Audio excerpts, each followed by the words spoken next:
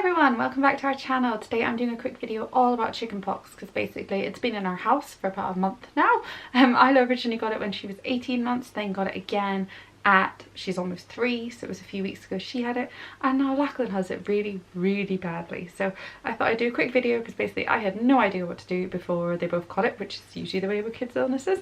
Just a quick video all about what it is, what you can do to help your kids, and when you might need to get some extra help like we have. So first of all, what is chickenpox? So chickenpox is a viral disease, I believe, also known as varicella, something like that, and it basically happens when a person is exposed to the varicella, I don't know if I'm pronouncing that right, zoster virus, which sounds very bleh. It usually presents itself in small itchy blisters that start on your face or chest or back and then eventually spread to the rest of your body.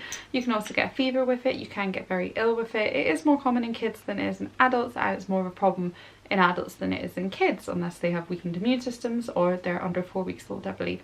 It's also very dangerous for pregnant people and for elderly people who again have weakened immune systems. I've had a lot of questions asking about vaccinations because on a lot of my videos and whatever I've posted about Lachlan and Isla. In the UK we do not vaccinate against it. Well, we do, you can do it privately, which I never knew.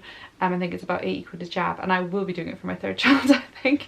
Yeah, the NHS don't provide it, which is fair enough, it's very expensive, and also I believe it's because they don't want to increase the incidence of shingles, which is another virus you can get, or a horrible thing. It can be really nasty when you're older, and if you've had chickenpox when you're younger, it kind of lies dormant, and then if you get exposed again to something, you can get shingles, which can cause a lot of complications. I think that's another reason the government don't want to vaccinate against it, because then more older people will get iller if kids start with chickenpox, because basically when kids have chickenpox and adults get come into contact with it, it acts as a booster system against shingles. So that's what I'd be led to believe. Someone who's got chickenpox is highly contagious from 1 or 2 days before the spots come out, which you can't know, and all the way through until every single blister has scabbed over. So now quickly on to what we've been doing to try and help our kids with the chickenpox. First up, oat bath, something I'd never heard of until chickenpox came along. So all you need are oats, a sock, this one looks a bit funny because we were using it last night, and a glass to make it easier to get the oats into the sock. I've poured some oats into the glass, then I put the sock over the top of it and tip it upside down so all the oats go down into the bottom. Then you just pop the sock over the hot tap and watch your oaty water come out the bottom.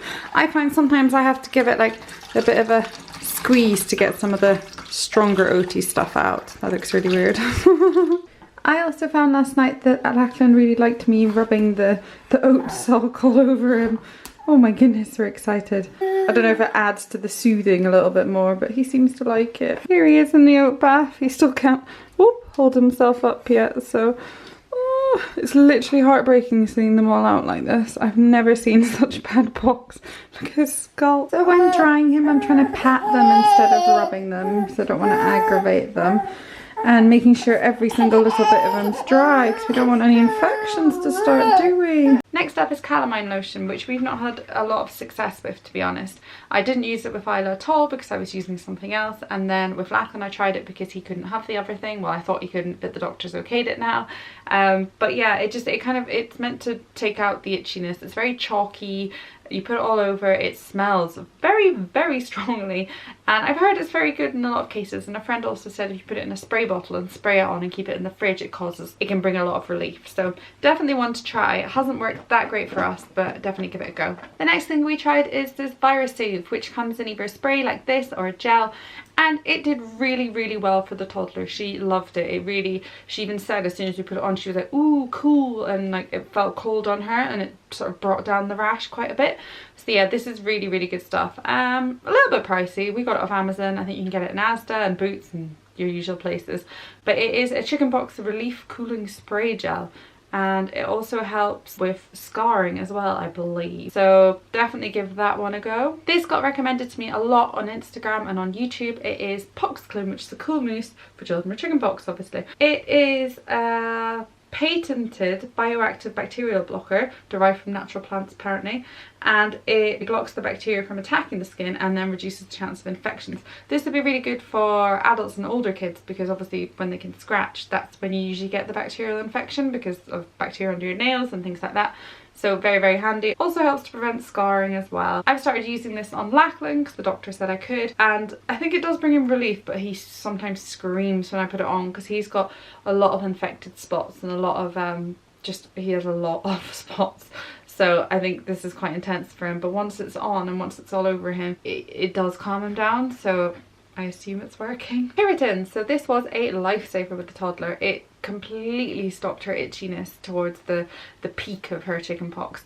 And yeah, it's just really, really good stuff, easy to get over the counter at a pharmacy. But when it came to, this is actually a prescribed one, I don't know if you can see on the side here, because when I take Lachlan to the doctor, under ones aren't supposed to get this unless it's under medical supervision. So he's got it now, and he gets 2.5 mils twice a day, so I just give it to him in the morning and the evening. It can make your kids really drowsy, so be careful and keep a watch on them overnight as well. If your little one gets a fever with it, which both my kids have done, paracetamol is probably, I think it is the only thing you should use. You should 100% not use Nurofen, because it can actually make it a lot worse. I don't know if you've seen the photo that's gone around social media and that in the past of this poor boy that got actually prescribed it, I think, by doctors because they didn't know, and it actually made the chicken pox go even deeper into his skin, and he ended up really ill. So no Nurofen. A lot of people seeing Lachlan's photo thought I'd given him Nurofen just because of the way he looked, but I definitely haven't.